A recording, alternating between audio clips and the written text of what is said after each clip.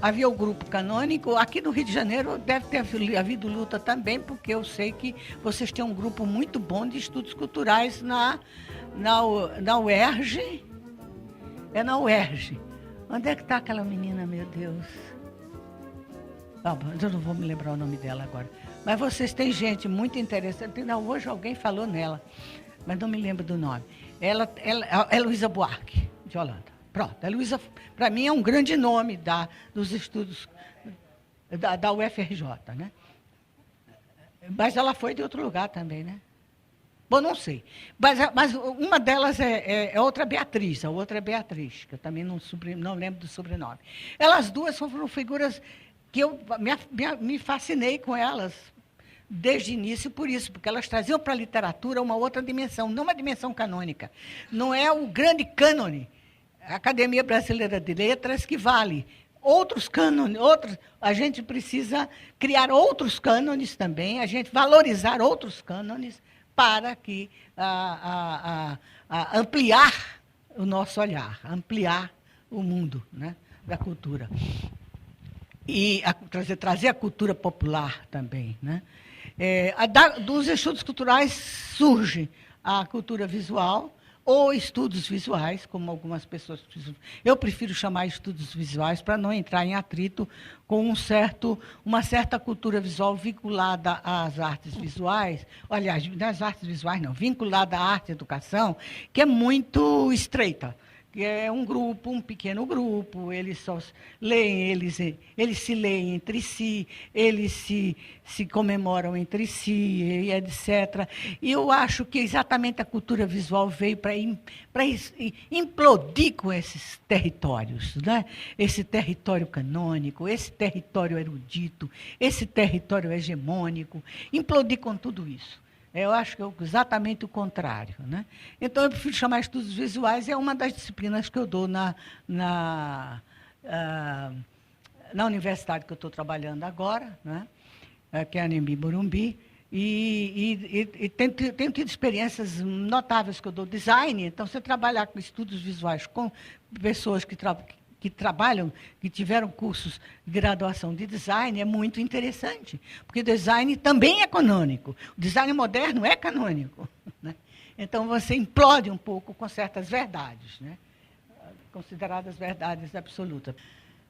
Como é que começamos da arte e educação com isso? Começamos no começo da década de 70, 1970 mesmo. Havia interdição, a grande diferença entre o modernismo e o pós-modernismo em arte e educação é a presença da imagem na sala de aula. É a grande diferença. E no modernismo era proibida a imagem na sala de aula. Por quê? Porque se imaginava que o aluno ia querer copiar, e se perdia a grandeza da originalidade, né? Da expressividade. O pós-modernismo vem mostrar que não há virgindade expressiva. A criança, desde cedo, está bombardeada por imagens. E ela pode, como os artistas tomam de empréstimo a imagem de um artista, de um outro colega, e a transformam, e a transformam e a consideram sua, né? Está cheio de citação, a arte pós-moderna, cheia de citações de artistas do passado, né? Também a criança vai tomar formas da experiência dela e integrar o seu trabalho. Não é dar uma imagem para ela ver que vai levá-la a copiar. Ela já copia, mas não copiar no sentido imitado, não no sentido mais estreito da cópia, mas no sentido imitativo, né? Então, essa é uma experiência que fizemos na Escolinha de Arte de São Paulo, 1970. Levar a uma loja, não podíamos dar, nós desconfiávamos que a gente tinha que ampliar o campo de referência das crianças. Mas como fazer isso? Se a nossa ideologia era a ideologia da liberdade de expressão, do espontaneísmo.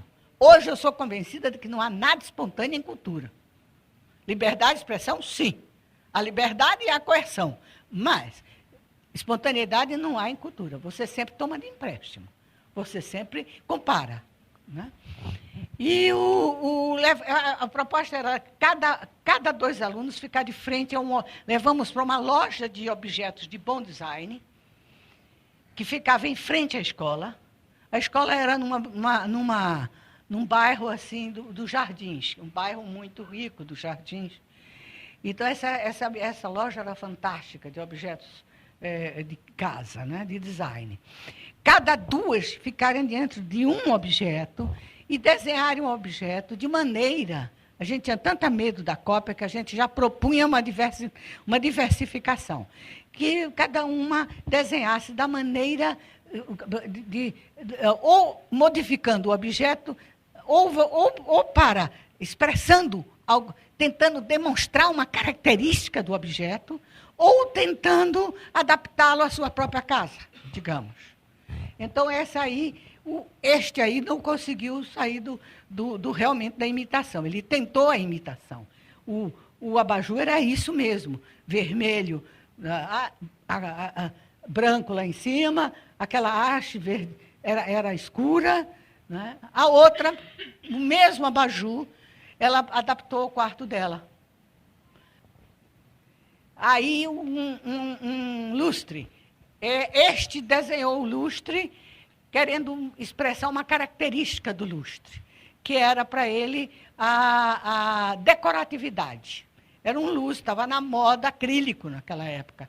Então, o lustre era de acrílico. Então, ele, para intensificar a ideia de decorativismo, colocou um móvel ali do lado, colocou um quadro atrás. Parece mais uma janela, mas para ele aquilo era um quadro. E esse aqui, o mesmo lustre, que ele quis dar a ideia de luminosidade. Aí levar para a Rua Augusta, era a Rua da Moda, naquela época. A moda ia toda para a Rua Augusta, estilistas e etc. E visitar... Isso era negociado com as lojas antes. Houve lojas que tiveram até o cuidado de dizer, se vocês lavarem a mão ali naquela pia, a gente deixa até tocar na roupa, para vocês sentirem a textura. Outras não, a gente não ia pedir uma coisa dessa. Né? E eles iam com as suas pranchetas e desenhavam lá. E eram convidados a comparar a roupa que via na loja e a roupa que passava. A gente deu o objeto, por quê? Porque para transcrever 3 dimensões para 2 já é um enorme esforço. Então, a gente queria que houvesse esforço mental, realmente. Aqui é o seguinte, vou pegar os jornais da semana e revistas da semana, vamos olhar o que você acha que aconteceu. Discutir a semana, vamos ver o que aconteceu nessa semana, de importante. Agora, cada um vai fazer agora um recorte, uma colagem, expressando a opinião de vocês sobre isso, sobre os acontecimentos da semana. Então, essa é muito interessante. Você vê que a gente estava na ditadura, hein? E você tem, olha, gente presa lá em cima, aqui soldados, lá um menino brincando de soldado, e ainda a palavra desafio, e um grande murro, né? Então, você tem toda uma crítica à sociedade daquela semana. Né? A sociedade brasileira daquela época, daquele momento.